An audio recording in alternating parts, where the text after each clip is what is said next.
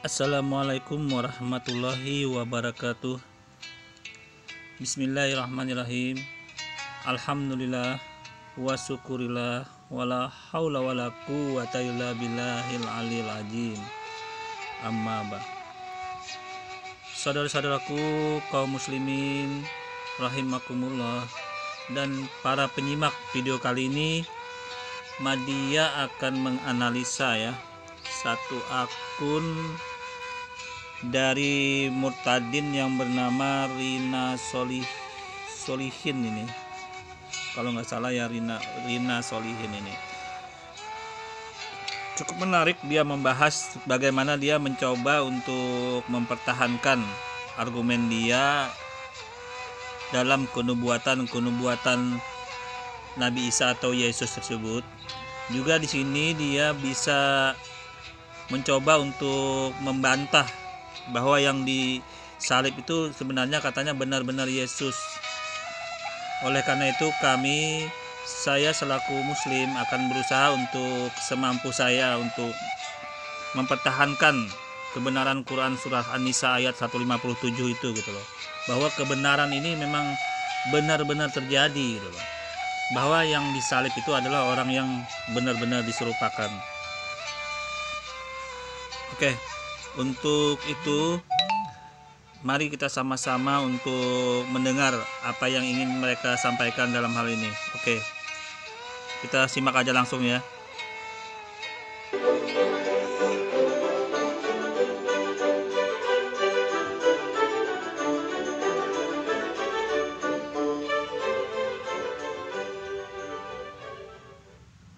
Halo saudara-saudaraku sekalian yang terkasih di dalam Tuhan Yesus. Saya berharap Anda semua sehat selalu dan selalu dalam perlindungan Tuhan kita Yesus Kristus. Kali ini saya akan membahas satu topik yang cukup dijadikan perdebatan ya antara umat di agama saya yang lama dan umat Kristen, yaitu tentang satu tokoh Alkitab yang bernama Yudas Iskariot.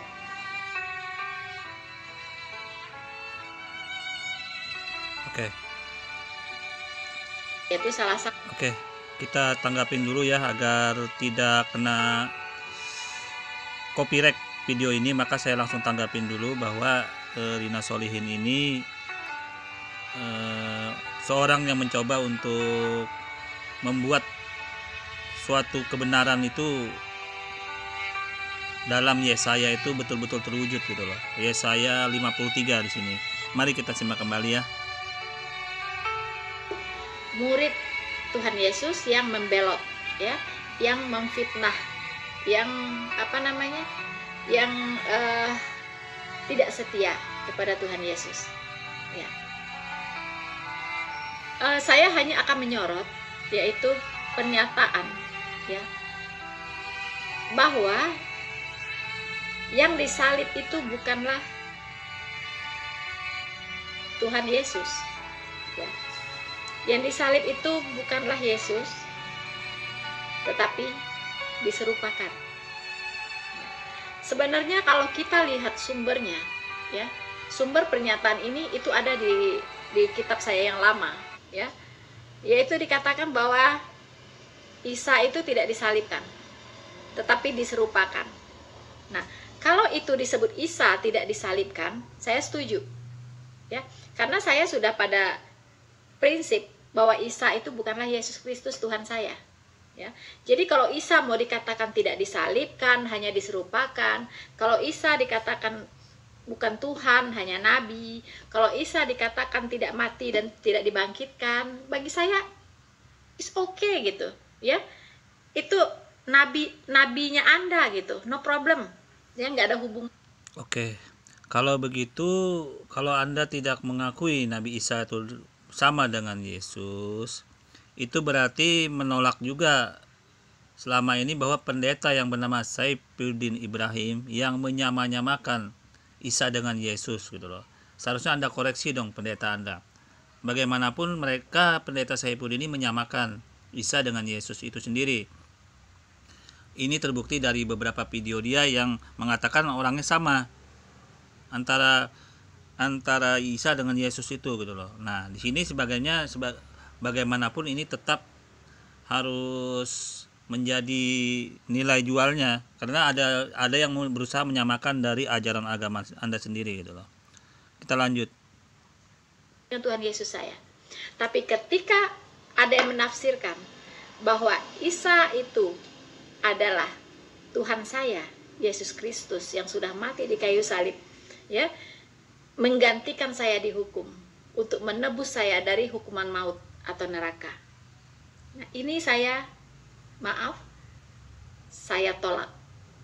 Ya.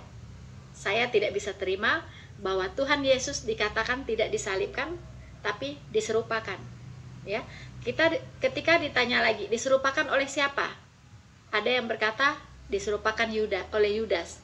Walaupun itu tidak tertulis di dalam kitab saya yang lama, nama, ya, tidak sebut nama, ya, hanya diserupakan, tapi tidak tahu diserupakan oleh siapa. Oke lah, itu bukan urusan saya. Anda silakan percaya dan imani bahwa Isa Al-Masih itu tidak disalibkan, tidak mati dan tidak bangkit. Itu keyakinan Anda. Saya tidak mau intervensi, ya. Tetapi ketika Tuhan Yesus saya yang dikatakan tidak disalibkan, ya, dan tidak mati dan tidak bangkit, saya berkewajiban untuk mempertanggungjawabkan iman saya di hadapan Anda semua. Ya. Saya ingin menelusuri dulu, ya. Apakah ada tidak di kitab Perjanjian Lama dinubuatkan tentang penyaliban Tuhan Yesus? Apakah itu? Oke. Nah, saudaraku ya, di sini si Rina ini berusaha kembali untuk mencari kenubuatan juga di dalam Perjanjian Lama itu gitu loh. Karena bagaimanapun Perjanjian Lama atau kitab-kitab sebelum Perjanjian Baru itu adalah suatu patokan yang sangat penting untuk menunjukkan kebenaran suatu kitab setelahnya, terutama khususnya tentang kenubuatan, baik ke dalam Islam itu kenubuatan Nabi Muhammad maupun di dalam ajaran mereka yaitu kenubuatan Nabi Isa atau Yesus itu gitu loh. Mari kita simak nanti dia mengambil dari kitab apa dia ambil untuk kenubuatan tersebut. Mari kita bahas nanti sama-sama. Di Perjanjian Baru atau memang sudah lama sudah dinubuatkan gitu kepada nabi-nabi bahwa akan ada Mesias, ya, akan datang Mesias, ya, yaitu Allah yang menjadi manusia, ya, kemudian dia akan disalibkan untuk pengampunan dosa seluruh umat manusia, untuk menebus dosa seluruh umat manusia. Nah, kalau ada nubuatannya, maka tidak ada lagi peluang untuk iblis untuk merubah-rubah segala sesuatu, ya, untuk menyangkali Injil, ya, untuk menyangkali kabar baik itu. Untuk itu saya akan mengajak Anda untuk membuka Yesaya 53, ya, Yesaya 53 ayat 1 sampai seterusnya. Oke. Nah, di sini kita sudah bisa menyimak saudaraku ya sama-sama di mana si murtadin ini mendatangi Yesaya ya, Yesaya 53 sampai 1 sampai 9. Yesaya ini adalah kalau di dalam Islam itu salah satu nabi. Hanya saja beliau tidak termuat dalam nabi yang 25 itu. Beliau ini adalah nabi yang hidup di zaman setelah Nabi Musa. Akan tetapi beliau ini matinya juga dibunuh oleh kelakuan orang-orang Yahudi gitu loh. Jadi salah satu nabi yang juga dibunuh selain Nabi Yahya dan Nabi Zulkifli. Jadi di sini kita sudah bisa lihat membuktikan bahwa karakteristik bangsa Yahudi itu begitu sadisnya. Tapi anehnya banyak orang-orang itu yang memuja-muja bangsa Yahudi. Katanya hebat, teknologinya hebat, bla bla bla. Nah itu ternyata dia kejam terhadap nabinya sendiri, dia sangat kejam. Terbukti Yesaya juga dibunuh oleh mereka gitu loh, oleh bangsa Yahudi. Oke, kita simak dulu ya apa yang ingin kembali si murtad ini sampaikan ke Yesaya ya. Oke. Nah, di sini saudaraku ya, mengenai kitab Yesaya ini adalah kitab yang dibuat atau diturunkan Allah Subhanahu wa taala pada Nabi Yesaya. Memang Yesaya ini di dalam Al-Qur'an tidak termuat. Dalam hadis juga tidak, akan tetapi di dalam tafsir dia sudah termuat di dalam tafsir Ibnu Katsir mengenai nabi yang bernama Yesaya ini gitu loh.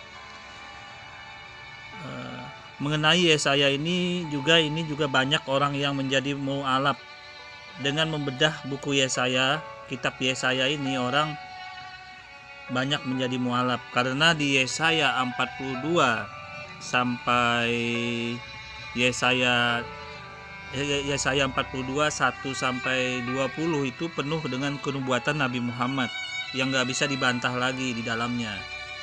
Itu untuk mengenai kitab Yesaya ini.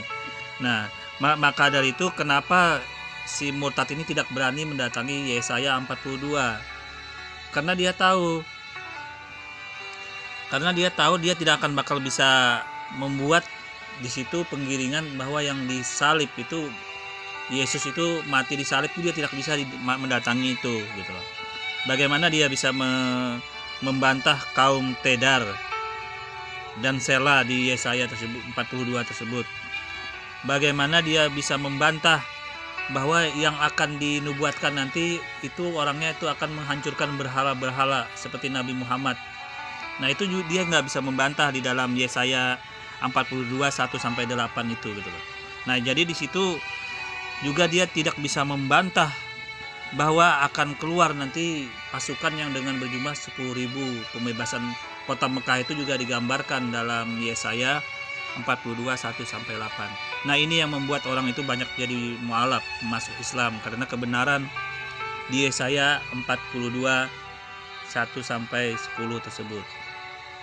Oleh karena itu si murtad ini tidak berani dia datang ke Yesaya 42 itu.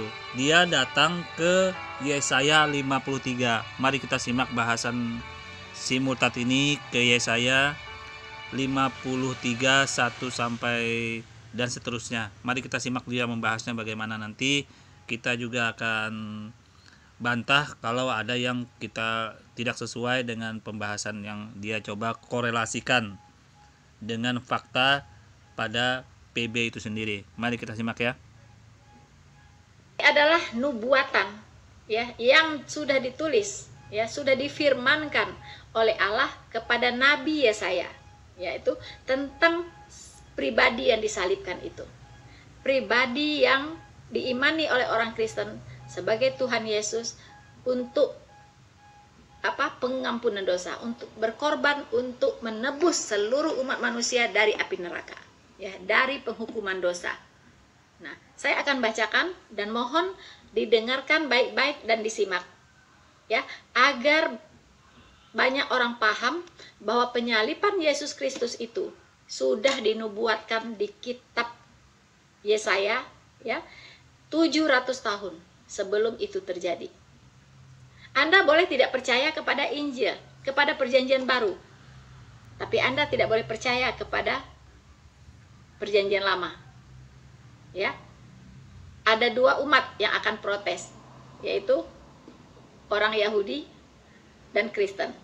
Karena kami sama-sama kitab kami sama-sama meyakini Perjanjian Lama sebagai firman Allah. Hanya Yahudi tidak meyakini, sebagian Yahudi ya, karena banyak Yahudi juga Kristen gitu. Hanya sebagian Yahudi tidak meyakini Perjanjian Baru. Oke, di sini langsung saya bantah dulu ya. Untuk sampai saat ini bangsa Yahudi itu sebagian besar, hampir 98% mereka menolak ketuhanan yang bersekutu, bertrinitas. Ini fakta loh ya. Anda silahkan lihat, Tuhan bangsa Yahudi itu adalah namanya Hasem. Tuhan Hasem. Jadi kalau Tuhan Hasem itu Tuhannya tidak kelihatan. Ini dibuktikan dengan Nabi Musa ketika mau melihat Tuhan, tidak mampu, hancur gunung tersebut. Nah, oleh karena itu Tuhan dari Nabi Musa yang disebut dengan Adonai, Elohim atau YHWH itu sifatnya tidak kelihatan dan tidak bisa diserupakan dalam bentuk apapun. Oleh karena itu Tuhannya bangsa Yahudi itu sama dengan sifat ketuhanan umat Islam. Ajaran Islam sama, bertauhid. Hanya saja bangsa Yahudi mereka menolak kenabian Muhammad SAW, yang sampai saat ini bangsa Yahudi masih menunggu Mesias yang akan mereka tunggu-tunggu itu gitu loh. Jadi bangsa Yahudi ada dua yang mereka tolak. Mereka menolak Nabi Muhammad, kenabian Nabi Muhammad. Mereka juga menolak kenabian Isa atau Yesus Kristus itu gitu loh. Kalau Yesus atau Isa itu mereka tolak. Mengapa orang Yahudi menolak itu Yesus? Karena kenapa kok dia seorang nabi sampai mati strategis itu? Mati kok seorang nabi sampai mati di tiang salib. Itu yang membuat bangsa Yahudi nggak bisa menerima atau nggak percaya bahwa Yesus Nabi Isa itu sebagai seorang nabi, sedangkan Isa masih menerima itu, percaya Nabi Isa atau Yesus itu seorang nabi. Hanya saja Islam menjelaskan bahwa nabi yang untuk pembelaan Isa atau Yesus di kayu salib, orang Islam itu mengatakan itu orang yang diserupakan. Sangat halus umat Islam itu sangat halus Allah Subhanahu wa taala menjelaskan ini agar tidak tumpang tindih dengan kebenaran-kebenaran sebelumnya itu gitu loh. Artinya kalau bangsa Yahudi menolak adanya penyaliban Isa itu atau Yesus itu karena mereka tidak yakin kok seorang nabi matinya seperti itu gitu loh. Ya, walaupun sebenarnya faktanya memang benar bahwa Yesus atau Isa itu disalib, itu memang benar, orang Yahudi mengakuin. Yang tidak diakuin adalah apa benar Nabi Yesus atau Isa itu sebagai seorang nabi atau rasul. Itu yang jadi masalahnya di situ. Kita lanjut dulu. Ya, atau Injil. Karena mereka salah memahami nubuatan. Ya, kalau mereka memahami Yesaya 53 ini, saya pastikan mereka seluruhnya akan menerima Yesus Kristus sebagai Mesiasnya, sebagai Tuhan dan Juru Selamatnya. Tapi karena mereka gagal paham, maka mereka tetap di keyakinan mereka, yaitu di bawah hukum Taurat. Ya, saya akan bacakan Yesaya 53. Siapakah yang percaya kepada berita yang kami dengar? Ini yang berkata Nabi Yesaya ya. Siapakah yang percaya kepada berita yang kami dengar, dan kepada siapakah tangan kuasa Tuhan dinyatakan? Nah, sebagai taruk, ia tumbuh di hadapan Tuhan. Ia ini adalah Sang Mesias yang akan dikorbankan di kayu salib. Ya. Oke. Nah, di sini Sirina sudah mendatangi Yesaya 53 ayat 1 sampai 2. Dia mengatakan bahwa yang di hadapan Tuhan itu siapakah orangnya? Nah, kalau digambarkan ke Tuhan Yesus itu berarti yang benarkah Tuhan di hadapan Tuhan gitu loh. Secara logika kita berpikir dulu ayat ini. Ayat Yesaya 51 sampai 2 ini kan kita di dalamnya itu sudah memuat bahwa Yesus tumbuh di hadapan Tuhan. Nah, apakah mungkin Tuhan tumbuh atau Tuhan tumbuh di hadapan Tuhan? Secara logika kan bisa kita pikir gitu loh. Secara logika akal loh. Kalau redaksi ayat kan teksnya seperti itu. Dia tumbuh di hadapan Tuhan. Kalau misalkan yang Rina sampaikan itu yang tumbuh itu ada Yesus sebagai Tuhan, berarti Tuhan tumbuh di hadapan Tuhan. Apakah ini suatu logika yang menurut Anda? Silakan Anda menilai sendiri. Kita lanjut. Taruk, ia tumbuh di hadapan Tuhan dan sebagai tunas dari tanah kering. Ya, ia tidak tampan dan semaraknya pun tidak ada. Ingat, ya, Tuhan Yesus saya tidak tampan dan semaraknya pun tidak ada. Jadi yang di kalender itu tidak ada Tuhan Yesus saya, ya, karena itu kegantengan, terlalu ganteng untuk Tuhan Yesus saya, ya, terlalu ganteng, terlalu gagah, ya, seperti bintang film Hollywood. No, ya, Sebegitu banyak gambar-gambar di posting, saya disuruh memilih. Ayo pilih, mana Tuhan Yesusmu? Ada yang kulit hitam, ada yang kulit putih, ada yang negro, ada yang rambut keriting, ada yang lurus, ada yang pendek rambutnya, ada yang gondrong. Semua berbeda-beda. Saya disuruh memilih. Saya bilang, tidak satu pun di situ Tuhan Yesus saya. Karena Tuhan Yesus saya waktu itu tidak difoto, tidak dilukis, karena belum ada Kodak waktu itu. Ya. Nah, di sini terbukti bahwa Tuhan Yesus saya itu tidak tampan dan semaraknya pun tidak ada sehingga orang menginginkannya. Oke. Kan Di sini kalau saya lihat dengan fakta yang terjadi di fakta nyatanya, banyak sekali orang yang membuat patung-patung, gambar-gambar Yesus itu sangat ganteng, sangat tampan. Ini fakta yang tidak bisa dipungkiri gitu loh. Apakah Rina Solihin ini menolak gambar-gambar patung-patung yang tersebar saat ini gitu loh? Silahkan Anda menilai sendiri. Berarti kalau menolak itu berarti bertentangan kembali dengan fakta yang nyata gitu loh. Berarti Rina Solihin termasuk orang yang bertentangan dengan posisi kenyataannya bahwa banyak sekali gambar-gambar Yesus itu yang tersebar saat ini. Kita lanjut. datang bukan untuk dikagumi secara fisik, ya. Dia datang bukan menjadi Israel idol, ya. Dia datang bukan untuk pamer ketampanan, bukan. Ya, dia datang untuk mati di kayu salib. Jadi datang untuk mati, untuk apa pakai tubuh yang ganteng-ganteng? Ya kan? Hanya untuk dipakukan di kayu salib, ya kan? Jadi nggak perlu ganteng-ganteng gitu loh, ya. Nah, saya teruskan. Sebagai Oke, di sini saya tambahkan sedikit. Kalau misalkan Yesus itu diumpamakan sebagai dari tanah yang kering, ya kan, dari tanah kering, itu apakah berasal dari tanah kering itu termasuk subur atau tidak? Kita akan lihat fakta kenyataan bahwa Maria yang melahirkan Yesus itu termasuk orang yang subur. Kalau dia dilahirkan dengan fakta tanah yang kering, berarti ini juga bertentangan dengan fakta yang kenyataan bahwa Maria itu melahirkan Yesus itu dari kandungan yang subur. Walaupun dia secara nyata dia tidak dibuahi oleh seorang laki-laki. Nah, jadi dalam hal ini bagaimana mungkin Maria dapat dianggap sebagai tanah yang kering sementara ia dapat mengandung tanpa dicampuri laki-laki gitu loh.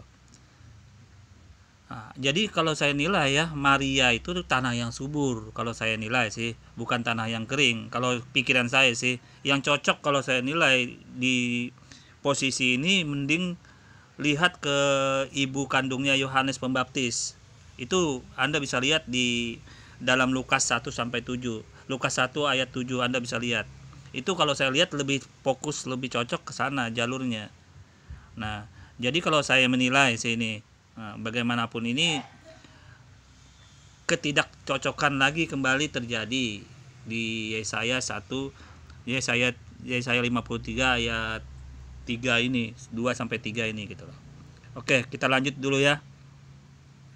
ia tumbuh di hadapan Tuhan dan sebagai tunas dari tanah kering. Ia tidak tampan dan semaraknya pun tidak ada sehingga kita menginginkannya.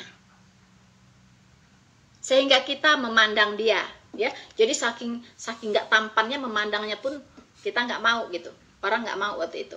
Dan rupanya pun tidak, ya, sehingga kita menginginkannya. Ya, jadi ngelihat nggak nafsu gitu, ya.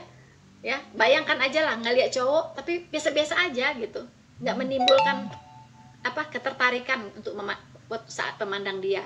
Begitulah ya kalau saya terjemahkan gitu, ya. Saya lanjut ayat 3.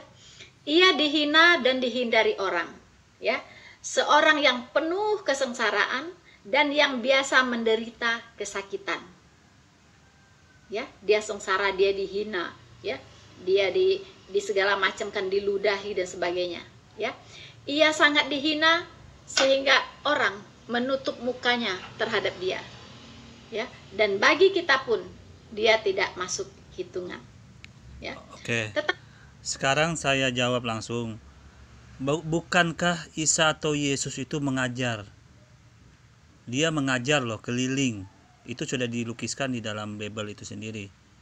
Dia dihormati oleh orang-orang karena dia mengajar dari rumah ke rumah, berkelana keliling, mengobati juga. Jadi dalam posisi ini, kalau murtad ini mengatakan seperti itu, bertolak ke belakang kembali dengan fakta yang sebenarnya yang terjadi pada nabi atau rasul Yesus itu sendiri gitu loh. Nah, ini juga sebenarnya berkontradiksi kembali dengan fakta yang terjadi di dalam Bible itu sendiri. Bagaimana dia mengatakan seperti itu gitu loh. Oke, kita lanjut. Sesungguhnya, dengarkan baik-baik, tetapi sesungguhnya penyakit kitalah yang ditanggungnya, ya, dan kesengsaraan kitalah yang dipikulnya. Padahal kita mengira dia kena tulah, dipukul dan ditindas Allah. Nah, dari sinilah muncul ya hujatan itu ya. Coba Tuhanmu ya itu mati di kayu salib. Masa Tuhan mati? Masa dia tidak bisa menyelamatkan dirinya? Ya. Bahkan saat itu pun, saat dia disalib pun, ya, itu orang-orang Yahudi berteriak-teriak, "Woi," katanya, "kalau engkau Mesias, turunlah dari salib itu, selamatkanlah dirimu." Ya. Dan sampai hari ini pun roh yang sama di orang Yahudi itu, yaitu roh iblis, masih berseru-seru dengan kata-kata yang sama.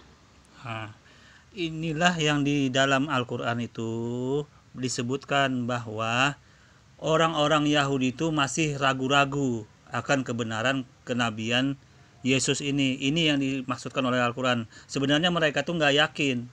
Mereka nggak yakin bahwa sebenarnya yang disalib itu nabi atau bukan gitu loh. Nabi atau tidak, bukan. Nah, inilah yang digambarkan Al-Quran bahwa orang-orang mereka pada saat penyaliban itu ragu-ragu juga, termasuk bangsa Yahudi, bahwa yang disalib itu sebenarnya seorang nabi. Ini yang fakta yang nyata yang membuktikan bahwa Al-Quran itu sudah menjelaskan ini, bahwa mereka itu berselisih pendapat, salah paham, apa benar nabi, apa tidak. Karena masa si nabi matinya strategis itu, ya kan? Kalau nabi, nah ini membuat bangsa Yahudi, orang Yahudi juga nggak nerima ajaran umat terjemahan ini, karena ini tadi kok bisa sampai matinya sebegitu gitu loh, sebegitu kejamnya sampai disalib gitu loh. Oke, kita lanjut. Camkan itu. Saya lanjut. Ayat 5. Tetapi dia tertikam oleh karena pemberontakan kita. Dengar baik-baik. Tetapi dia tertikam oleh pemberontakan kita. Ya. Dia diremukkan oleh karena kejahatan kita. Ganjaran yang mendatangkan keselamatan bagi kita ditimpakan kepadanya. Dan oleh bilur-bilurnya kita menjadi sembuh. Saudara-saudara, ayat 5 ini berkata bahwa di kayu salib dia menderita sekali, dicambuk dengan kawat duri, ya. Cambuk berduri sampai dagingnya terangkat, saudara-saudara. Ya. Itu karena dia menanggung, ya. Menanggung ganjaran ya yang seharusnya kita terima. Kita yang seharusnya dibegitukan gitu ya. Kita yang seharusnya disalibkan. Tapi dia menerima ganjaran itu. Dia menjalankan apa yang seharusnya kita jalankan. Ya. Oke. Langsung saja Madia jawab dulu. Kalau memang begitu, di Yesaya ini kan menggambarkan nih, ada yang namanya Tuhan Bapa. Itu lebih tinggi dong dari Yesus. Bapa dan Yesus kan tidak sederajat kalau dalam posisi ayat ini. Dalam Yesaya yang ayat 5 ini, Yesaya 53 ayat 5. Karena bagaimana? Karena kan di situ kan sudah sangat jelas. Masa sih Tuhan menindas Tuhannya, Tuhan menyiksa Tuhannya, kalau memang terjadi seperti yang Anda samakan di Yesaya ini, ya, di Yesaya 53 ayat 5 ini gitu loh. Padahal di dalam Markus 12 ayat 28 sampai 34 itu kan dia sudah berkata bahwa Yesus berkata satu-satunya Tuhan itu hanya Allah yang Esa. Nah, bagaimana Anda bisa mengkompromikan, mendilkan atau mencoba untuk merembukan dua posisi yang berbeda ini gitu loh. Dalam posisi di Yesaya 53 itu sudah kelihatan data-datanya, fakta nyatanya bahwa di situ ada seorang Tuhan, ada seorang hamba yang penuh dengan penderitaan, yang penuh dengan siksaan-siksaan pada masa itu digambarkan di Yesaya 53 ayat 5. Nah, itu fakta yang nggak bisa dibantah di Yesaya 53 ayat 5 itu. Nah, kemudian Anda mendatangi itu untuk mengkompromikannya dengan Yesus itu sebagai Tuhan. Berarti kan posisi hamba di dalam posisi Yesaya 53 berubah menjadi Tuhan. Berarti dalam posisi ini Tuhan Tuhan menjolimi Tuhan dong. Tuhan menyakiti Tuhan dalam posisi ini. Kalau Anda berkata seperti mendatangi ayat 53 ayat 5 ini, di mana logikanya gitu loh. Di mana logikanya, sedangkan di dalam Markus sendiri sudah Anda lihat satu-satunya Tuhan itu hanya Allah yang Maha Esa. Oke, kita lanjut dulu ya. Dia diremukkan oleh pemberontakan kita. Dia diremukkan oleh karena kejahatan kita. Harusnya Anda dan saya yang mengalami itu. Tapi Allah itu Maha Kasih. Dia rela menjadi manusia yang tidak tampan, ya kan, untuk tujuan mati di kayu salib untuk menjalankan hukuman Anda dan saya. Ya. Ganjaran yang mendatangkan keselamatan bagi kita ditimpakan kepadanya. Apakah kalimat ini kurang jelas? Jadi yang jadi masalah di dalam Yesaya 53 ayat 5 itu, bagaimana Anda bisa mengkompromikan fakta yang di dalam teks itu antara Tuhan dengan hamba, seorang hamba, yang seorang hamba ini digambarkan oleh Yesaya itu penuh siksaan, penuh penjoliman oleh masa pada saat itu, penuh penderitaan sampai dia mati, sampai dia dibunuh dan sebagainya dan sebagainya. Nah, itu bagaimana Anda bisa mengkompromikan Tuhan itu gitu loh. Tuhan, sifat Tuhan itu kan hamba sifatnya. Bagaimana bisa Anda, hamba berhadapan dengan Tuhan? Kalau Anda datangkan itu, samakan posisi hamba itu dengan Yesus, berarti Tuhan berhadapan dengan Tuhan dong dalam posisi ini. Berarti ada dua Tuhan posisinya. Nah, ini yang membuat logika saya nggak bisa sampai gitu loh. Nggak bisa sampai Tuhan menyiksa Tuhan menjolimi Tuhan dalam posisi di Yesaya 53 ayat 5 itu. Silahkan Anda renungkan. Oke, kita lanjut. Salib bukan menjalankan hukuman atas dosa-dosanya sendiri, melainkan atas dosa kita. Dosa kita. Ya, saya ulangin, atas dosa kita, dosa saya dan Anda dan kita semuanya. Itu yang ditanggungnya di kayu salib. Ya. Dan oleh bilur-bilurnya kita menjadi sembuh. Sembuh di sini adalah kesembuhan rohani. Ya, kita yang tadinya orang berdosa, orang yang seharusnya dihukum di neraka, setelah Tuhan Yesus menjalankan hukuman yang seharusnya kita tanggung, kita menjadi sembuh secara rohani. Tadinya kita sakit secara rohani. Orang berdosa adalah orang yang sakit secara rohani. Ya, rohaninya kena stroke. Ya, rohaninya kena stroke, saudara-saudara.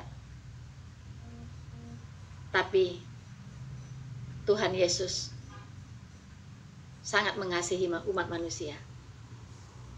Dia rela, ya, pasang badan untuk umat manusia ini agar semua manusia ini kembali ke surga. Ganjaran yang harusnya kita tanggung ditimpakan kepadanya agar kita selamat. Ya. Saya lanjut ayat 6. Kita sekalian sesat seperti domba. Kita mengambil jalan sendiri. Ya, masing-masing kita mengambil jalannya sendiri. Tetapi Tuhan telah menimpakan kepadanya kejahatan kita sekalian. Saudara-saudaraku, kejahatan kita sekalian ditimpakan kepadanya. Bayangkan, kalau Anda punya seorang anak yang sangat Anda kasihi, yang sangat Anda cintai, mungkin kehadirannya sudah lama Anda impikan, mungkin Anda harus menunggu sekian puluh tahun baru Anda punya anak. Lalu anak ini menyolong mangga tetangga. Ya. mencuri mangga tetangga, kemudian dia dipukuli orang. Anak kecil ini dipukuli orang. Apa yang Anda rasakan? Apa yang akan Anda katakan? Apa yang akan Anda lakukan? Pasti Anda berkata, saudara-saudara, jangan anak kecil ini yang Anda pukul, ya. Ini anak kesayangan saya. Kalau Anda mau pukullah saya, ya. Hajarlah saya. Timpukinlah saya. So, Anda sebagai manusia kepada anak Anda bisa berkata begitu. Sama halnya dengan Allah yang Maha Kasih. Dia tidak rela anak manusia, umat manusia ini dihukum di neraka dan kekal di dalamnya. Sama dengan Anda sebagai orang tua. Anda mau ya supaya anak Anda tidak dipukuli orang, tidak digebukin orang. Anda berseru-seru, Anda saja yang digebukin, Anda saja yang dipukulin, tapi jangan anak saya yang dipukulin. Mengapa Anda bisa? Oke, langsung Madia jawab dulu. Kalau Anda mengatakan dengan matinya Yesus itu di kayu salib itu menebus dosa manusia, untuk apa ada buku kitab itu setebal itu gitu loh. Coba Anda renungkan, untuk apa buku kitab Alkitab itu setebal itu dibuat oleh Allah Subhanahu wa taala, diturunkan untuk mengatur segala macam kehidupan di dunia ini. Kalau tiba-tiba datang Tuhan itu sendiri untuk menebus dosa manusia, itu untuk apa buku setebal itu gitu loh.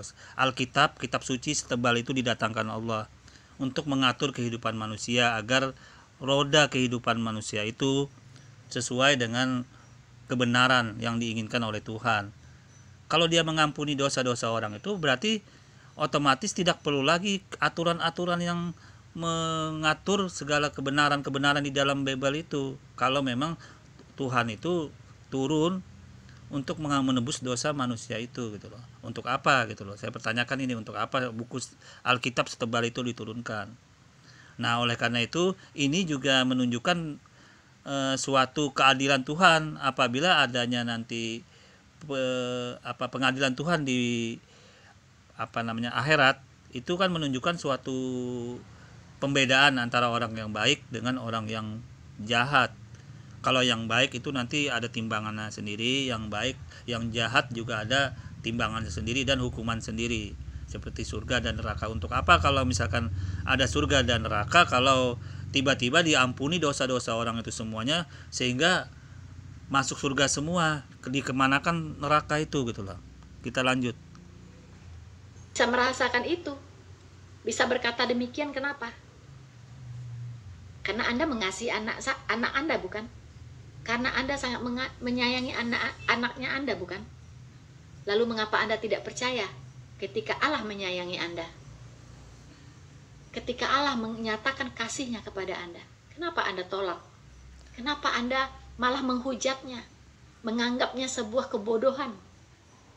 Pernahkah Anda berpikir demikian? Oke, saya langsung jawab. Kalau saya kembalikan kepada diri Anda, Rina, untuk apa Allah Subhanahu wa taala Tuhan itu mau-maunya melakukan hal itu gitu loh. Dia yang berkuasa, dia segala-galanya yang mengampuni dosa orang. Untuk apa dia capek-capek berurusan? Kalau saya untuk apa dia sampai mati di kayu salib menunjukkan identitas Tuhannya seperti itu? Untuk apa gitu loh? Untuk apa sekecil itukah alam lingkup pikiran kita kok Tuhan mau-maunya seperti itu? Kalau dia mau mengampuni kan tinggal diampunin aja. Makanya di dalam Islam itu ada at-taubat, bertobat tinggal minta ampun, membaca istighfar itu sudah diampuni. Kalau untuk apa dia berurusan seperti itu gitu loh. Sampai membunuh dirinya untuk menebus dosa manusia. Membunuh diri kan dia kan tahu. Dia kata Anda tadi kan dia datang ke dunia ini untuk dikorbankan untuk membunuh dirinya sendiri. Berarti Tuhan mati untuk menebus dosa ke Tuhan gitu loh. Logika yang saya tidak bisa masuk akal. Tuhan datang ke dunia menebus dosa untuk Tuhan itu sendiri gitu loh. Tetapi dia mengorbankan dirinya. Ini yang logika saya jadi mapet gitu loh. Ya lagi macet kalau logika saya kalau di situ gitu loh. Oke, kita lanjut.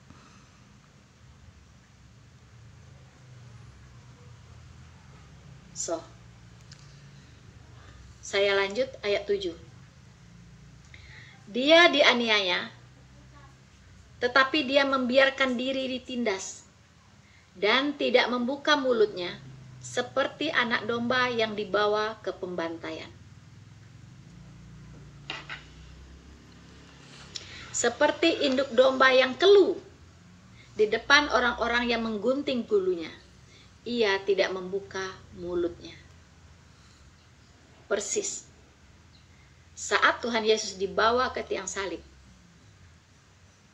dia tidak berontak,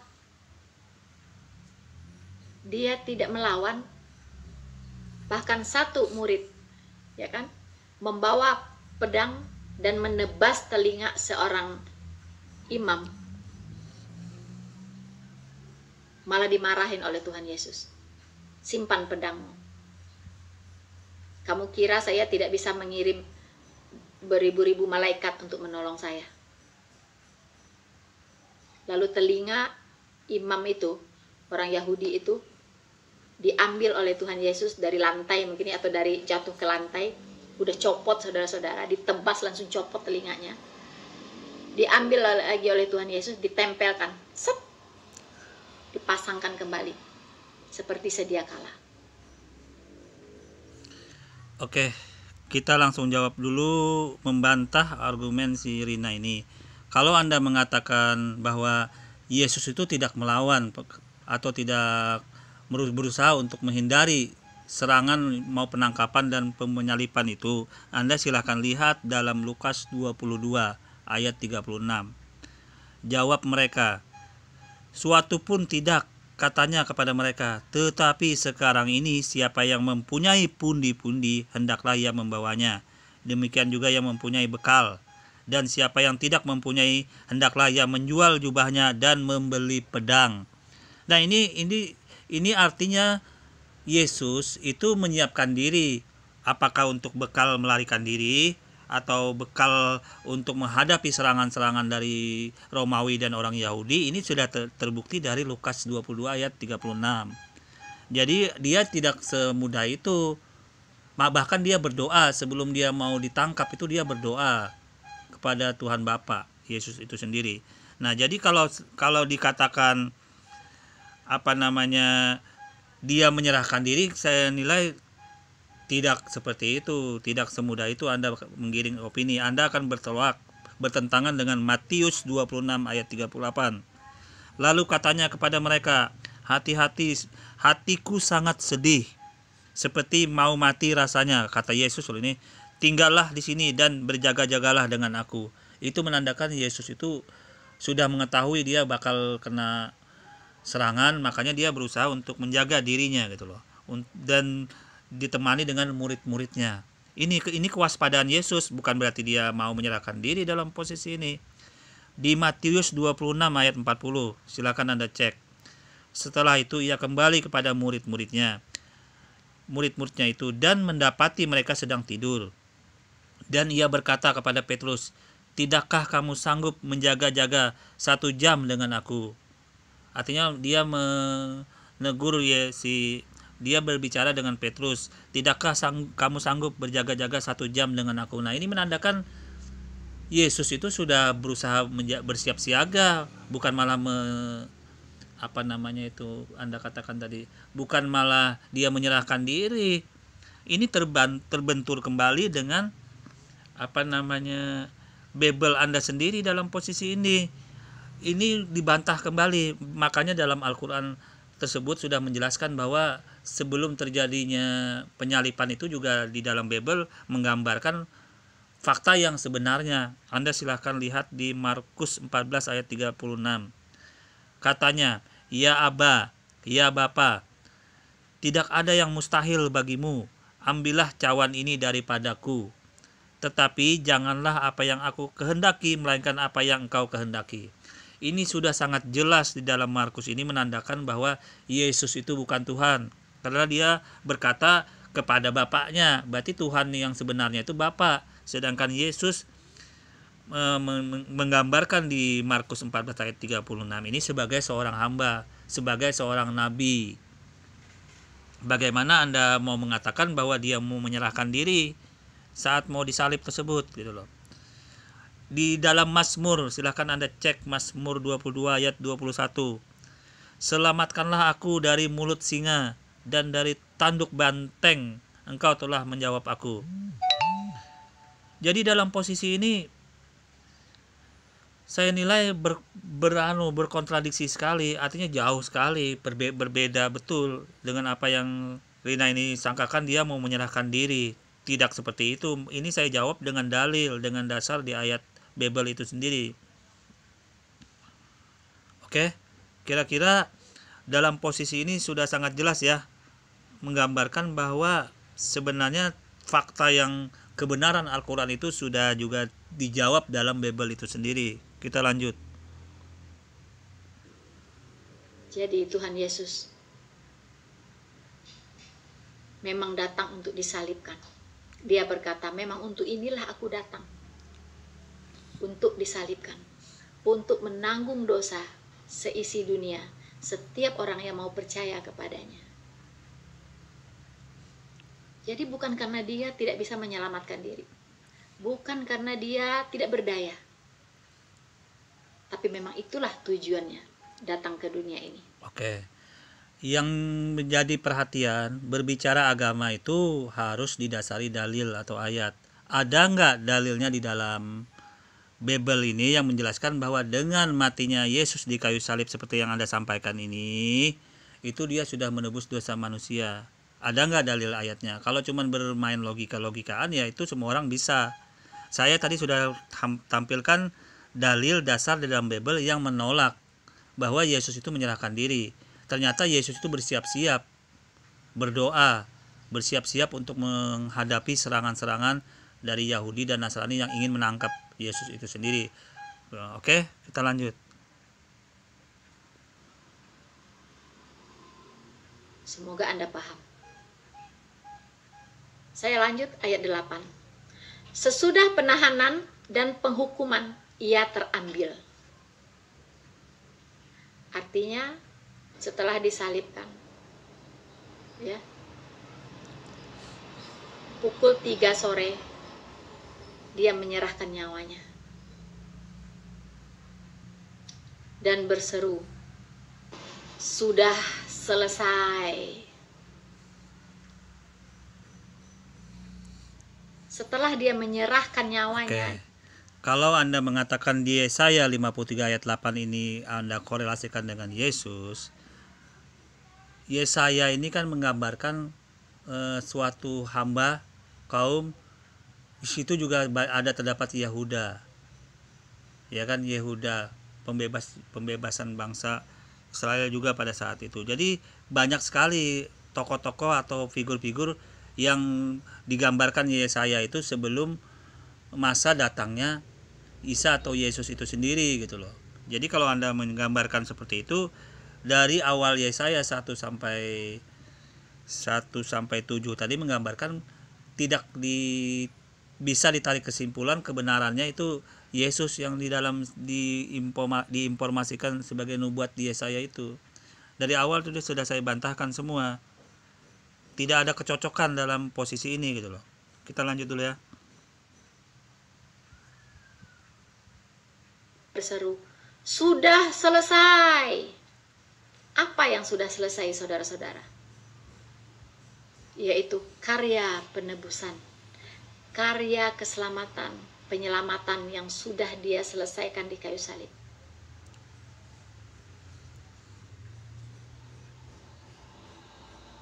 Tinggal sekarang Anda mau diselamatkan atau tidak, mau Oke. Kalau Anda mengatakan Yesus itu memang benar-benar mati di kayu salib, maka Anda akan terbentur juga dengan salah satu yang di dalamnya, yaitu Anda silahkan lihat di Matius 27 ayat 46. Kira-kira jam 3 berserulah Yesus dengan suara nyaring, Eli Eli lama sabachthani, artinya Allahku, Allahku, mengapa engkau meninggalkan aku. Kalau Yesus itu sebagai Tuhan, dia nggak perlu panggil-panggil seperti itu. Dan ini juga menggambarkan, mengidentikan bahwa yang disalib itu bukan Yesus, karena dia memanggil Eli Eli. Selama ini Yesus tidak pernah memanggil Bapaknya itu dengan sebutan Eli Eli. Nah, ini juga mengidentikan bahwa yang disalib itu orang yang diserupakan. Ini fakta. Fakta teks di dalam Bible yang nggak bisa dibantah, yang nggak bisa disanggah lagi, kecuali dengan penafsiran lagi aja. Kecuali penafsiran yang mencoba untuk menggiring ke makna yang lain. Akan tetapi ini fakta. Siapa yang bisa membantah Eli Eli lama sabachthani itu? Di sini ada beberapa poin yang bisa kita sampaikan. Dengan Eli Eli lama sabachthani itu membuktikan bahwa yang disalib itu orang yang bukan Yesus, tetapi orang yang diserupakan. Karena selama di dalam hidup Yesus Kristus, dia tidak pernah memanggil nama Bapaknya itu dengan sebutan Eli.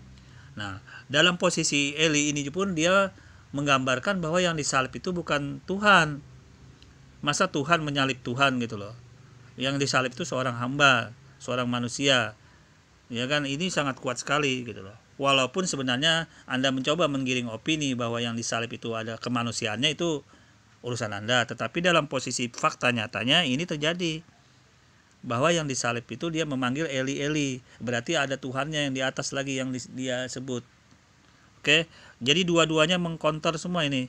Bahkan di dalam Bible terkonter sendiri gitu loh. Mari kita lanjut. Percaya kepadanya atau tidak? Kalau Anda percaya kepadanya, dosa Anda sudah terhitung, diselesaikan. Kalau Anda tidak percaya kepadanya, teruslah berjuang untuk menyelamatkan diri Anda sendiri. Dan saya tidak yakin Anda bisa. Karena setetes dosa pun tidak boleh bersisa pada diri Anda. Untuk Anda dilayakkan sampai ke surga. Jadi saudara-saudara, Nabi Yesaya sudah menuliskan nubuatan tentang penyaliban Tuhan Yesus. Ya. Apa tujuannya dia disalibkan? Ya. Kemudian bahwa dia mati. Ya, dia bukan setengah mati ya, tapi dia mati. Tadi dikatakan bahwa dia terambil. Terambil di situ adalah mati. Ya. Nah, saya lanjutkan ke ayat 9. Orang menempatkan. Oke, di sini saya jawab dulu ya mengenai Yesus itu mati. Berarti dengan matinya Yesus itu, kalau dia mengatakan bahwa Tuhan itu berkepribadian 3, berarti 1 mati kan. Walaupun dia bangkit kembali, itu menandakan 1 mati. Kepribadian yang 1 mati Yesus ini. Nah, itu menandakan bahwa Tuhan itu kan tidak setara, tidak bisa disamakan dengan makhluk apapun. Itu baik di dalam Perjanjian Lama maupun di Al-Quran itu sudah sangat jelas. Berarti dengan Tuhan itu bisa mati, itu menciderai makna sifat kesempurnaan Tuhan. Kalau Tuhan itu bisa mati, walaupun dia mati cuma 1 menit, dikatakan mati, maka itu menciderai, mengurangi kesempurnaan Tuhan. Itulah yang tertolak dalam ilmu tauhid dalam Islam. Nah, ini saya sampaikan kepada kaum muslimin dan saudara-saudaraku di luar Islam agar mengetahui bahwa dengan matinya Yesus itu di kayu salib, walaupun itu dikatakan dia bagian manusianya, itu kan tetap tidak mengurangi kepribadiannya. Itu salah satu kepribadian Yesus itu. Berarti itu menunjukkan adanya suatu kepribadian yang menunjukkan kelemahan dari sifat kesempurnaan Tuhan. Tuhan yang Maha Esa akan tercederai dalam posisi itu. Nah, inilah yang dikatakan oleh Islam itu, bahwa kita jangan menyekutukan Tuhan, mensirikan Tuhan. Dengan bukti bahwa matinya Tuhan itu di kayu salib, walaupun itu hanya sebagai gambaran kepribadiannya, salah satu kepribadian, itu tetap menciderai letak kesempurnaan Tuhan. Ini yang tertolak dalam ajaran Islam. Dan ini pun sebenarnya diimani oleh bangsa Yahudi. Makanya orang Yahudi, ajaran Yahudi tidak ada gontok-gontokan Tuhannya dengan orang Islam. Hanya saja orang Yahudi ini karena kesombongan, keangkuhan, dan dia tidak menerima kenabian Muhammad, itu yang terjadi belenggu, yang menjadi permusuhan umat Islam dengan bangsa Yahudi dalam posisi kenabian dan syariat-syariatnya. Oke. Kita lanjut. Di antara orang-orang fasik, dan dalam matinya ia ada di antara penjahat-penjahat. Mungkin kalau umat Kristen yang sudah baca Alkitab tahu ya, bahwa Tuhan Yesus disalibkan, di kiri kanannya itu ada penjahat, sebelah kanan dan sebelah kiri. Ya. Dia di antaranya. Nubuatan ini digenapi secara akurat di kayu salib. Ya.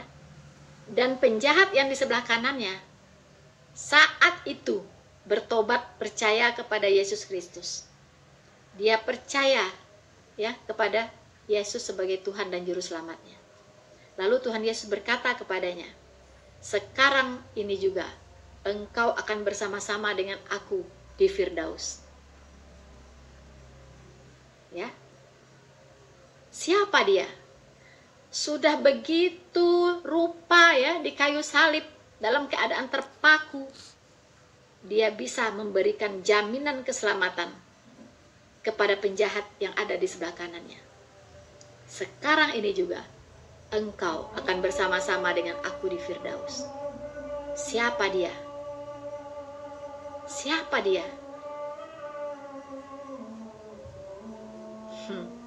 Silakan Anda peras otak ya untuk berpikir.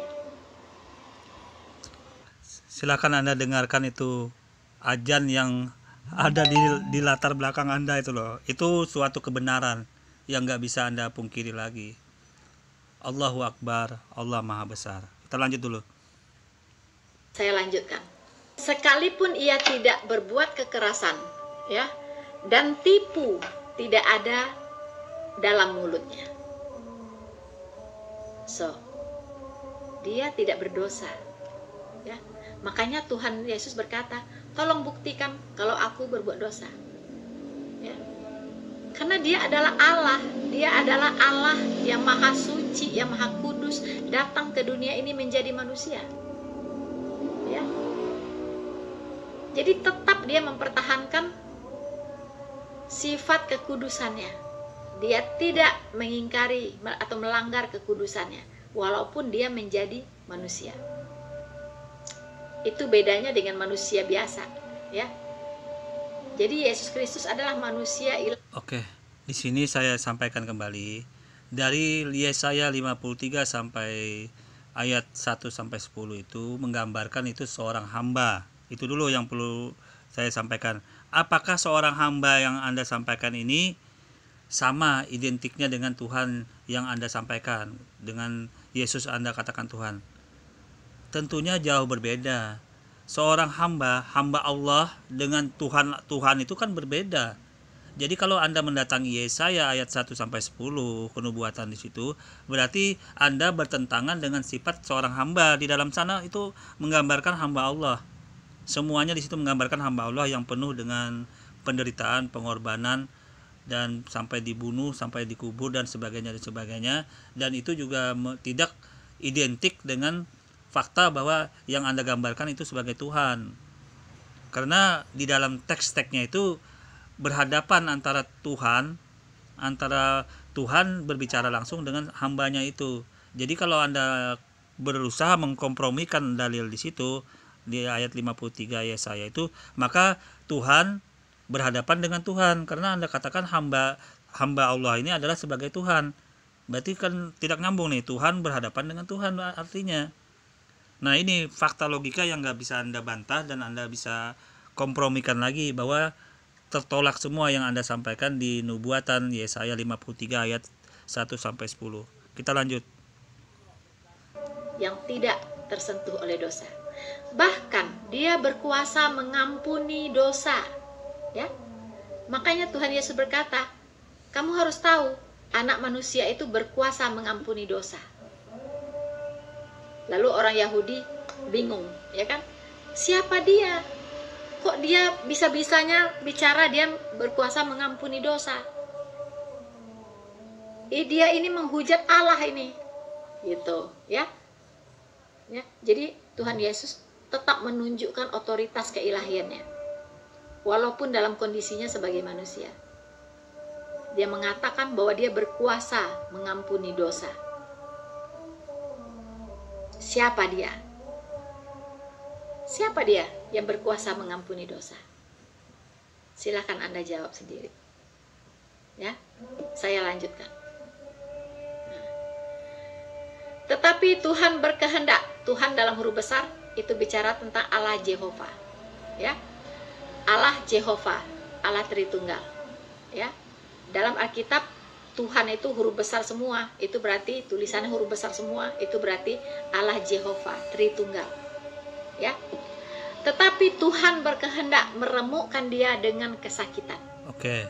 Kalau Anda bisa membuktikan bahwa Tuhannya Nabi Musa itu Tritunggal, silakan Anda tampilkan nanti mana ayatnya. Ya kan? Ayat berapa, nomor berapa, agar bisa saya pelajari kembali di mana letaknya gitu loh. Di mana letaknya bahwa Anda katakan bahwa Tuhan di dalam Nabi Musa itu Tritunggal juga. Soalnya saya tidak ada menemukan itu. Anda juga di sini berkomen, berargumen hanya tidak menampilkan dalil dasar. Tiba-tiba Anda hanya mengklaim aja Tuhannya sama. Ini suatu gambaran juga kepada Anda. Saya tunggu kalau Anda bisa membuktikan ketunggalannya itu, Tritunggal itu di dalam Perjanjian Lama, mana ayatnya dan nomor berapa. Oke, saya tunggu. Ia menyerahkan dirinya sebagai korban penebus salah. Ya. Nah, saya pernah mengatakan bahwa ibadah korban domba yang sudah diperintahkan kepada dari Adam dan kepada nabi-nabi selanjutnya, yaitu ibadah korban domba untuk penebusan dosa. Itu adalah ibadah simbolik. Domba tidak menyelamatkan orang, tetapi iman kepada juru selamat yang akan datang, yang akan dikorbankan seperti domba ini, itu yang menyelamatkan orang. Imannya yang menyelamatkan orang, bukan dombanya.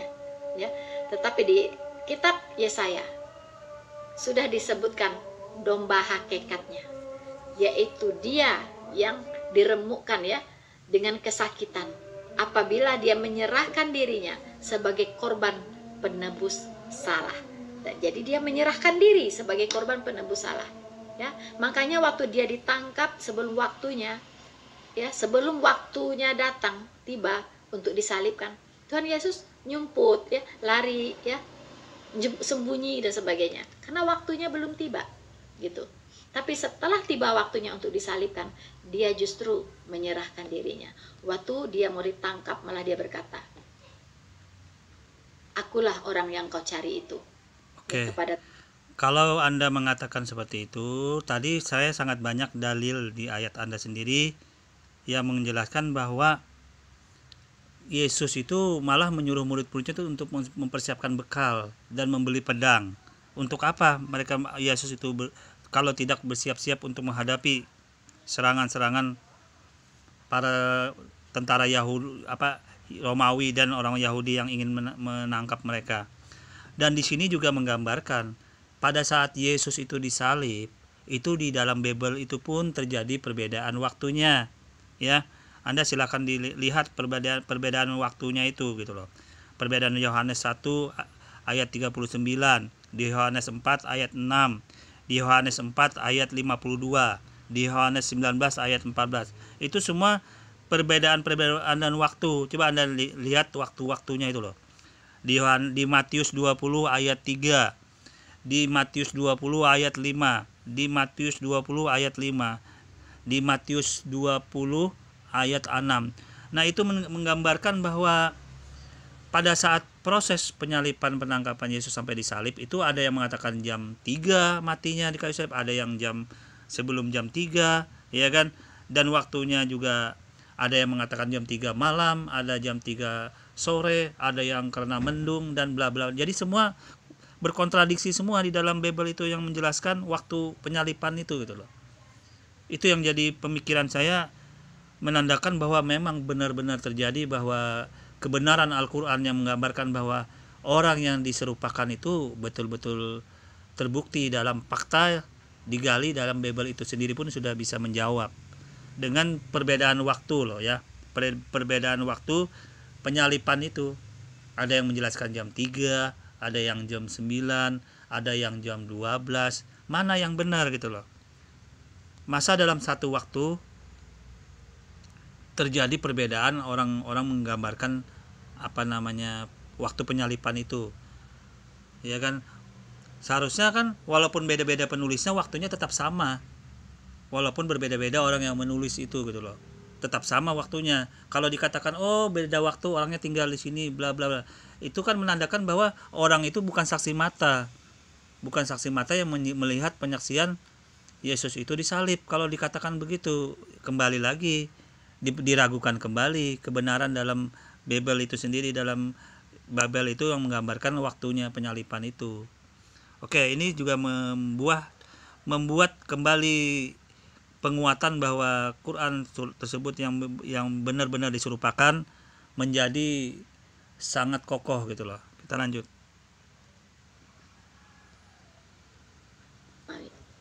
Kemudian dia dibawa ke tiang salib. Ya. Jadi dia menyerahkan diri sebagai korban penebus salah. Ya. Jadi saudara-saudara, kita pahami bahwa kematian Tuhan Yesus di kayu salib sudah dinubuatkan 700 tahun sebelum itu terjadi. Jadi tidak ada lagi yang bisa menyangkali bahwa Yesus tidak disalibkan, Yesus diserupakan, atau dia tidak benar-benar mati, ya, dia malah nggak mati, dia pergi ke India, ya, dan sebagainya. Itu hoax, saudara-saudara. Oke. Ya. Di dalam ajaran Islam, untuk mengokohkan bahwa orang itu yang benar-benar tidak disalib, memang ada fakta penyalipan itu memang benar ada, tetapi orang yang disalib itu orang yang diserupakan. Selain yang saya sampaikan itu, dalam waktu penyalipan pun itu sebenarnya sudah sangat berbeda gitu loh. Apa benar dalam satu daerah kemudian berbeda-beda waktu penyalipannya gitu loh.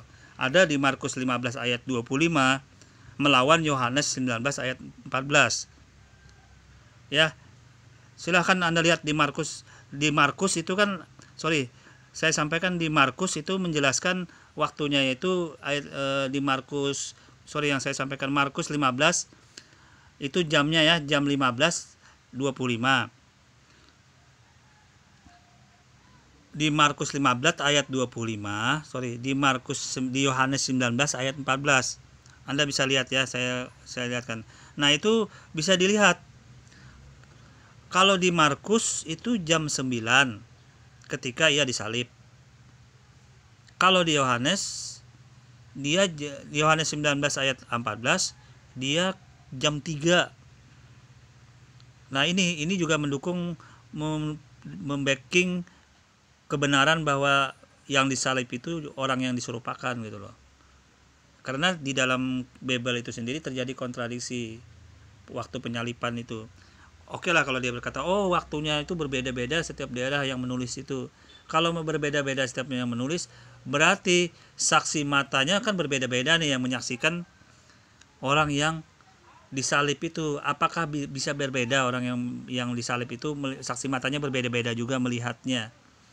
Kalau berbeda-beda saksi mata yang melihat penyalipan itu, sekarang Anda bisa pertanyakan, kami bisa pertanyakan kembali kebenaran dari kebenaran dari Bible itu sendiri untuk mengcounter, menjawab waktu dari penyalipan itu. Oke, kita lanjut. Alkitab sudah menubuatkan dia mati, ya, dan juga Tuhan Yesus sudah menggenapi secara akurat, ya, bahwa dia mati di kayu salib dan bangkit pada hari ketiga.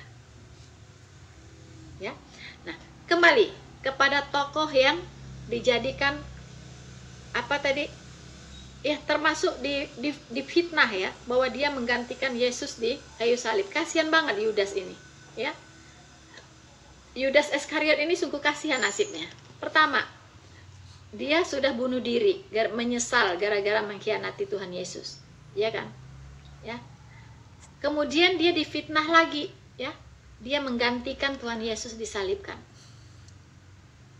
Ini logika sehatnya kemana? Oke, Ya. oke, saya jawab dulu ya. Untuk Yudas, memang di dalam Islam tidak implisit untuk menyebut itu, bahwa yang disalib itu Yudas yang menggantikan, tidak implisit juga menyebutkan itu. Hanya aja sebagian yang menjelaskan. Tapi saya tidak berpulang kepada itu. Di dalam ajaran agama Anda pun, Rina, masalah Yudas itu juga tidak jelas posisinya. Apakah dia masuk surga atau masuk neraka. Anda bisa lihat perdebatan antara sang debater dan apologit-apologit Kristen lainnya. Ada yang menjelaskan Yudas itu masuk neraka, ada yang menjelaskan masuk surga. Jadi dalam posisi ini pun masih sampai sekarang perdebatan. Itu menandakan bahwa dalam posisi penyalipan Yesus itu juga ternyata masih kontroversi. Sampai Yudasnya pun itu masih kontroversi, masuk surga atau masuk neraka. Ya kan? Karena dalam posisi ini buah si malakama. Buah si malakama, Yudas ini buah si malakama kalau saya menilai. Mengapa buah si malakama? Di satu sisi Yudas berjasa dengan terjadinya penyalipan Yesus itu sendiri, karena dia yang mengasih informasi kepada bangsa Romawi untuk ditangkap kemudian dijebloskan sampai menjadi disalib itu. Di satu sisi ini berperan penting Yudas ini. Tapi di sisi lain dia disebut juga orang yang sangat jahat, karena dia melaporkan Tuhan itu, melaporkan Yesus itu sehingga Yesus itu mati disalib. Dalam posisi ini buah si malakama akhirnya terjadi perdebatan yang sampai saat ini belum kelar itu, antara sang debater dengan pendeta Esra Suro dan pendeta Louis dan yang lain-lain. Itu sangat saya nilai sangat kontroversi sekali masalah ini, karena memang fakta yang di lapangan itu sebenarnya yang terjadi ini memang buah si malakama, karena memang sebenarnya yang disalib itu bukan orang yang sebenarnya, tetapi orang yang diserupakan. Itu intinya, masalahnya adalah Yesusnya itu diserupakan, makanya terjadinya banyak perbedaan-perbedaan di bawahnya ini. Di satu sisi Yudas berjasa, ya kan?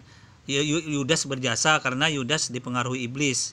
Nah, di satu sisi iblis dengan Yudas yang merasuki Yudas berperan untuk melaporkan persembunyian Yesus sehingga Yesus ditangkap. Berarti dalam posisi ini iblis, Yudas yang dimasuki iblis berperan sehingga terjadinya penyalipan Yesus. Tuhan Yesus itu berarti dalam hal ini campur tangan iblis, campur tangan setan kepada Yudas sehingga sampai terjadi Yesus itu disalib juga terjadi gitu loh. Dalam posisi ini, karena Yudas itu kan dimasuki setan tuh, dimasuki jin, setan, nggak tahu saya apa namanya, roh jahat intinya, sehingga Yudas itu melaporkan Yesus itu ke Yahudi dan tentara Romawi sampai ditangkap. Berarti berperan dong, iblis berperan. Apakah begitu Tuhan kok tidak sanggup menahan iblis ini? Kok tidak ada kemampuan dia menahan iblis ini gitu loh. Sampai dia sampai segitunya, sampai terjadi penyalipan, ada peran Yudas dengan Yesus, Yudas dengan iblis ini. Ini yang perlu jadi logika saya, akhirnya jadi mampet di sini. Logika saya jadi mampet, Mbak Rina ya. Logika saya jadi mampet dalam di sini, artinya Yudas dengan iblis berperan dalam posisi melaporkan persembunyian Yesus sehingga Yesus itu ditangkap. Nah, dalam posisi ini. Dan kemudian Yesus, karena Yudas ini berperan kepada proses penyalipan yang sebenarnya juga penyalipan ini berguna untuk penebusan dosa, dan itu kehendak Yesus itu sendiri dengan kepercayaannya, kepercayaan agama Marina ini sekarang, maka Yudas itu dalam posisi terombang-ambing dia. Apakah dia surga atau neraka? Ini suatu buah si malakama. Kita lanjut. Dia mengkhianati Tuhan Yesus, lalu dia pula yang menyerupai Tuhan Yesus disalibkan. Itu sungguh tidak masuk akal sehat. Gitu, ya. Sekarang kita lihat apa catatan Alkitab tentang Yudas. Siapa Yudas? Ya, siapa Yudas? Ini teman-teman yang muslim yang meyakini bahwa Yudas lah yang menyerupai Isa, itu benar-benar tidak ada dasarnya. Ya. Oke, saya sampaikan kembali. Untuk masalah Yudas itu tidak di dalam ajaran Islam juga tidak semua yang meyakini seperti itu. Karena itu hanya sebagian dari periwayatan tafsir. Tetapi umat Islam tidak meyakini. Bahkan sebagian umat Islam yang lain meyakini adanya orang lain yang menggantikan posisi Yesus itu selain Yudas. Jadi dalam posisi ini saya tidak terlalu menekankan dalam hal menggantikan itu, karena itu saya tidak bisa menunjukkan data-data yang akurat dalam hal ini. Akan tetapi dalam posisi ini mengapa Allah Subhanahu wa taala itu tidak menggambarkan posisi nama orang yang diserupakan. Ini mungkin suatu hikmah tersendiri. Karena apabila itu disebutkan namanya, itu orang-orang di luar Islam, khususnya bangsa Yahudi dan Nasrani pada masa itu berusaha untuk menutupi nama itu kembali. Sebenarnya mungkin walaupun ada, tetapi berusaha ditutupin juga. Jadi nggak bisa terbongkar juga walaupun ada gitu loh. Oke, kita lanjut.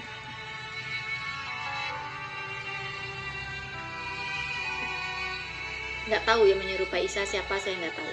Tapi yang pasti Tuhan Yesus mati dan tidak diserupakan oleh siapapun. Ya, kalau itu dikatakan Yudas, sekarang mari kita lihat siapa Yudas. Ya, kita buka Kisah Para Rasul 1 ayat 17. Kisah Para Rasul 1 ayat 17. Ya, saya bacakan. Dahulu ia termasuk bilangan kami. Ini Rasul yang berkata, ya. Dahulu ia termasuk bilangan kami dan mengambil bagian dalam pelayanan ini. Nah, ini saksi mata ya yang berkata ya, yaitu para rasul yang lain, ya. Yudas ini telah membeli sebidang tanah dengan upah kejahatannya. Jadi memang ini nyeleweng gitu ya. Upah kejahatannya. Lalu ia jatuh tertelungkup dan perutnya terbelah, sehingga semua isi perutnya tertumpah keluar, ya. Hal itu diketahui oleh semua penduduk Yerusalem, sehingga tanah itu mereka sebut dalam bahasa mereka sendiri Hakaldama, artinya tanah darah, ya. Jadi Yudas setelah mencium Tuhan Yesus, lalu Tuhan Yesus ditangkap, ya, disalibkan, dia menyesal, saudara, ya. Saking dia merasa bersalah, kemudian dia lari dan dia ambil tali, lalu dia gantung diri di pohon, ya. Dia gantung diri di pohon, lalu mayatnya jatuh ke tanah, talinya mungkin putus, jatuh mayatnya, perutnya belah, ya, lalu isi perutnya terburai keluar.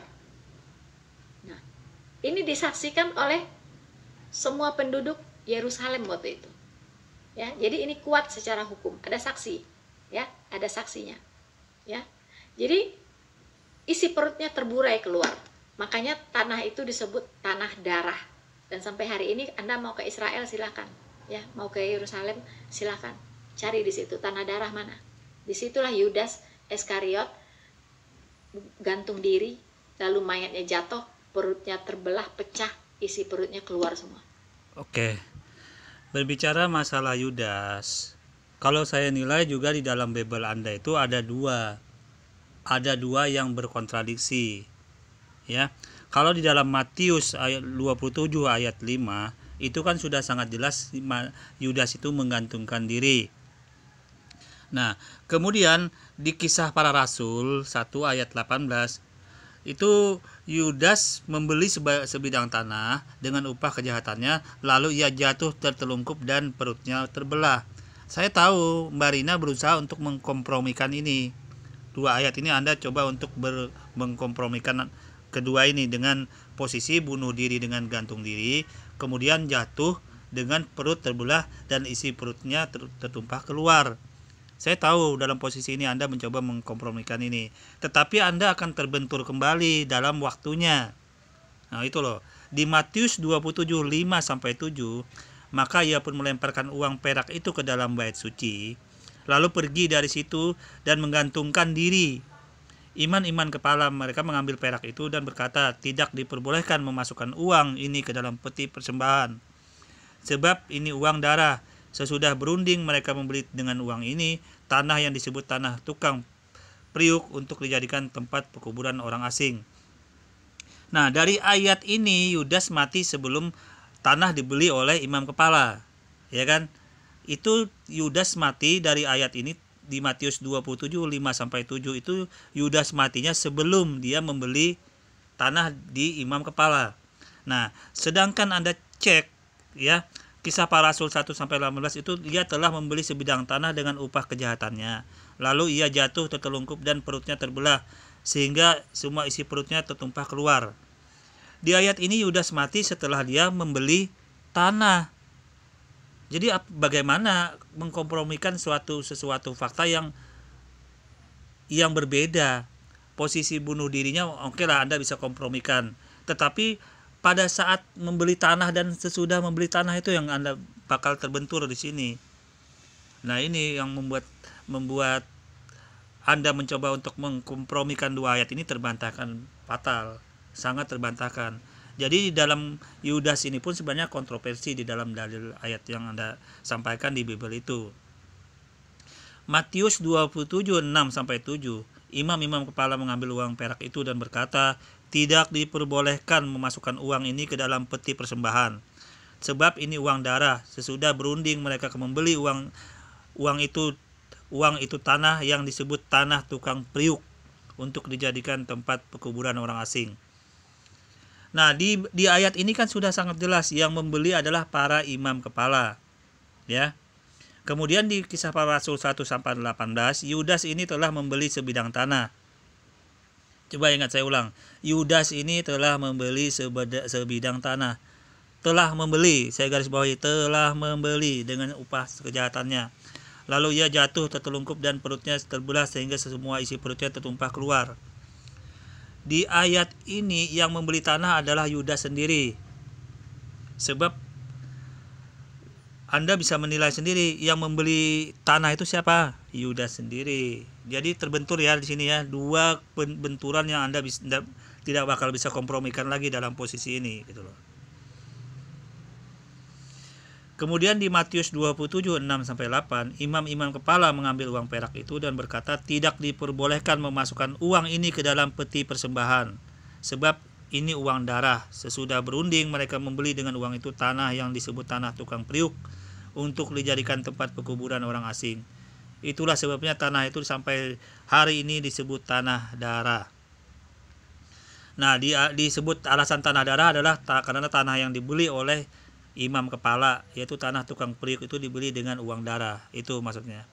Oke, jadi dalam hal ini terbantahkan kembali kalau Anda mencoba untuk mengkompromikan dua ayat yang berbeda di dalam Bible itu sendiri mengenai Yudas itu dalam posisi kematiannya. Oke.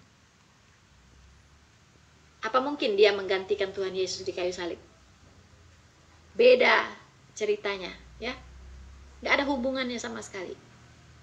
Gitu.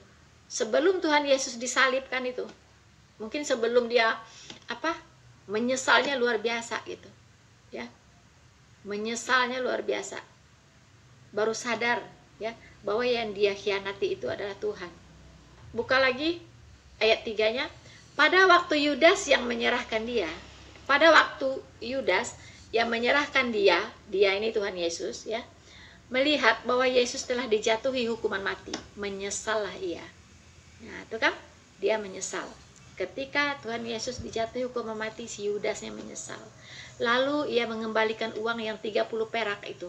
Demi uang 30 perak dia mengkhianati Yesus, ya, dan berkata, "Aku telah berdosa karena menyerahkan darah orang yang tak bersalah." Ya. Tetapi jawab mereka, "Apa urusan kami dengan itu? Itu urusanmu sendiri." Maka ia pun melemparkan uang perak itu ke dalam bait suci, lalu ia dari situ pergi dan menggantung diri. Ya. Oke. Kalau kita simak kembali masalah Yudas Iskariot yang berperan penting dalam masalah kontroversi masalah penyaliban Yesus itu sendiri, itu akan tertolak sendiri kalau Anda mengulik atau mencek kembali tentang kematian Yudas itu sendiri gitu. Bagaimana Yudas itu mati? Ya kan? Gantung diri atau jatuh tertelungkup. Di Matius kan 27 ayat 5 kan gantung diri. Nah, kemudian di Kisah Para Rasul 1 ayat 18 dia jatuh tertelungkup dengan perut terbelah. Anda mencoba untuk tadi mengkompromikan dengan dia gantung, jatuh, tertelungkup. Ketemu itu ayat, ya kan? Tetapi Anda terbantah. Karena pada saat itu waktunya membeli tanah dan sesudah membeli tanah. Akhirnya terbantahkan kembali. Nah, kemudian kapan kematian Yudas? Ya, Anda di sini Anda tidak akan bisa kompromi lagi. Sebelum tanah dibeli oleh para imam di Matius 27 5-7. B. Setelah Yudas membeli tanah. Kisah Para Rasul 1-18. Nah, kemudian yang perlu Anda pikirkan, siapa oknum yang membeli tanah itu gitu loh. Siapa yang membeli itu? Para imam kepala itu kan bisa lihat para imam kepala di Matius 27 ayat 6-7. Kemudian Yudas Iskariot sendiri pada Kisah Para Rasul 1-18. Di sini dua tokoh yang berbeda, dua oknum yang berbeda dalam membeli tanah. Di sini suatu bentuk kontradiksi yang pikiran saya sangat jauh sekali untuk kebenaran ini gitu loh. Makanya oleh karena itu patut dipertanyakan juga dalam proses kematian Yudas ini. Ya itu. Oke, kita lanjut dulu ya. Inilah Yudas, ceritanya Yudas. Jadi jangan lagi mengatakan bahwa Yudas itu menyerupakan ya Tuhan Yesus yang disalibkan. Beda ceritanya. Yudas di mana, Tuhan Yesus di mana? Yudas gantung diri, Tuhan Yesus disalibkan. Ya. Jadi nggak ada hubungannya. Nggak mungkin, ya. Dan tadi nubuatan Yesaya sudah jelas bahwa Yesus Kristus disalibkan untuk penebusan dosa. Dan dia mati, ya, terambil, menyerahkan nyawanya. Oke, saudara-saudaraku, semoga apa yang saya bagikan, ya, yang secara clear berdasarkan firman Tuhan, berdasarkan fakta-fakta di Alkitab. Dan berhentilah mengatakan bahwa Isa itu adalah Yesus. Bahwa Yesus tidak disalibkan tapi diserupakan. Semoga Anda mengerti apa yang saya sampaikan. Dan Tuhan Yesus memberkati kita semuanya. Oke, di sini saja untuk saya simpulkan dulu ya mengenai kebenaran yang fakta nyata bahwa kebenaran Al-Quran itu sebenarnya sudah terbukti dan teruji.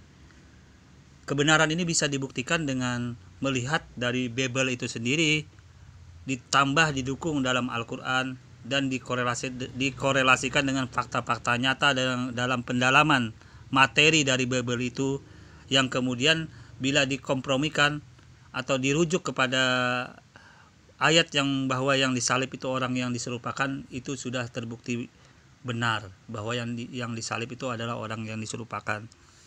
Poin penting yang ingin saya tambahkan di sini bahwa ternyata di dalam penyaliban Yesus itu pun sudah terjadi kontroversi dalam mulai proses mau penangkapan, dalam kontroversi Yudas seperti yang tadi saya sampaikan, saya argumenkan.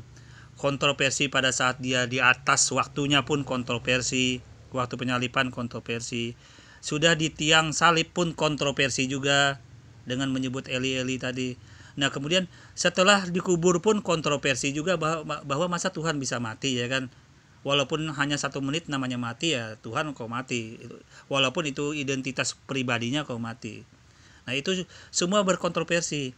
Bahkan di dalam Injil pun bahwa Nabi dan Rasul itu melekat kuat bahwa Isa Yesus itu hanya sebagai Nabi dan Rasul itu di dalam Bible mereka sendiri.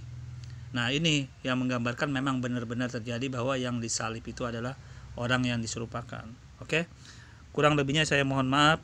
Assalamualaikum warahmatullahi wabarakatuh.